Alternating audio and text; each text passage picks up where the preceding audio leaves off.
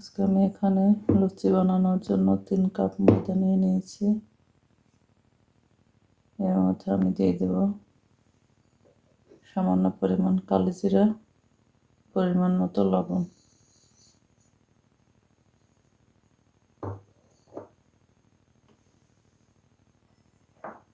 দিয়ে দেব 3 টেবিল চামচ তেল।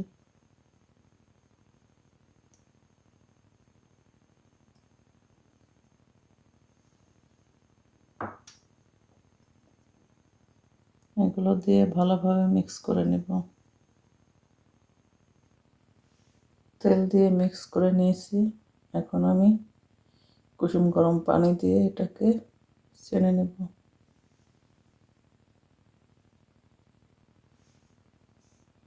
আটা আমার ছানা হয়ে গেছে। এখন আমি এটাকে আধা ঘন্টার জন্য ঢেকে রেখে দেব। ঢেকে রেখে দেব আধা ঘন্টার জন্য। এখানে আমি ছোলা রান্না করার জন্য 3 টেবিল চামচ তেল দিয়ে দিচ্ছি। এর মধ্যে দিয়ে দেব 3 টেবিল চামচ টমেটোর সস।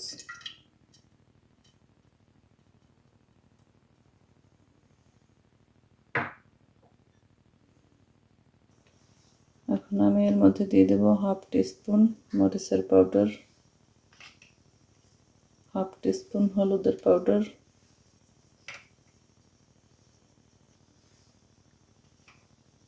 হাফ টিস্পুন জিরা পাউডার, ভাজা জিরার পাউডার।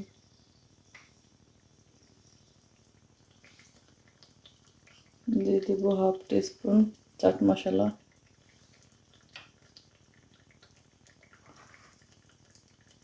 দিয়ে দেব সামান্য পরিমাণ কালো জিরা। দিয়ে দেব পরিমাণ মতো লবণ। দিয়ে মশলাটাকে আমি ভালোভাবে কষিয়ে নেব। দিয়ে দেব একটা শুকনো মরিচ। দিয়ে দেব 2টি কাঁচামরিচ ফালিয়ে আমি মাঝখান থেকে কেটে নিয়েছি।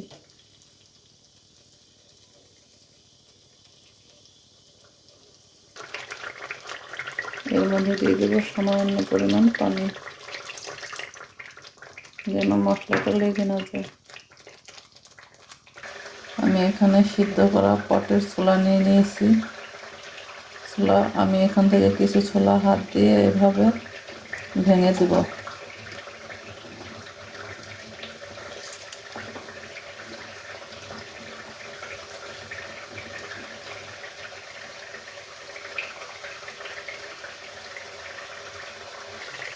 মশলাটা আমার কষিয়ে নেওয়া হয়ে গেছে।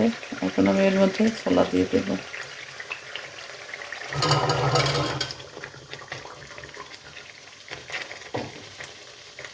দিয়ে দেব পরিমাণ মতো পানি।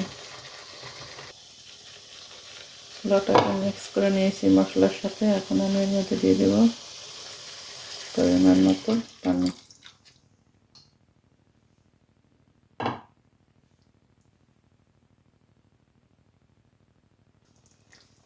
ছোলাটা আমার প্রায় হয়ে আসছে। এখন আমি এর মধ্যে দিয়ে দেব ধনিয়া পাতা কুচি। দিয়ে অপেক্ষা করব 1-2 মিনিটের মতো।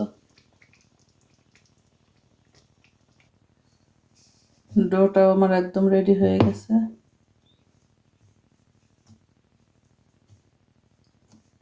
দেখতেই পাচ্ছেন একদম নরমও হয়নি, একদম শক্তও হয়নি। এখন আমি লুচিগুলো বানিয়ে নেব। এখানে আমার ছোলাটা হয়ে গেছে। এখন আমি এটাকে চুলা থেকে নামিয়ে নেব। এখন আমি লুচিটাকে বানিয়ে দেখিয়ে দিলাম।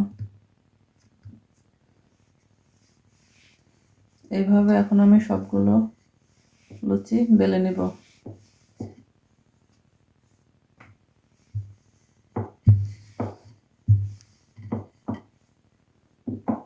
এখানে আমি একটা ফ্রাই প্যানে পর্যাপ্ত পরিমাণে তেল দিয়ে দিয়েছি। তেলটা গরম হয়ে আসছে। এখন এখন আমি এর মধ্যে দিয়ে দেবো লুচি।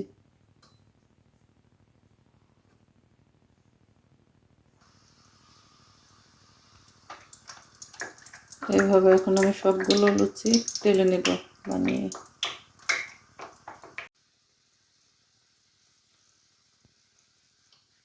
দেখতেই পাচ্ছেন আমার লুচিটা কি সুন্দর ফুলে উঠেছে। এইভাবে এখন আমি সবগুলো লুচি ভেজে নেব।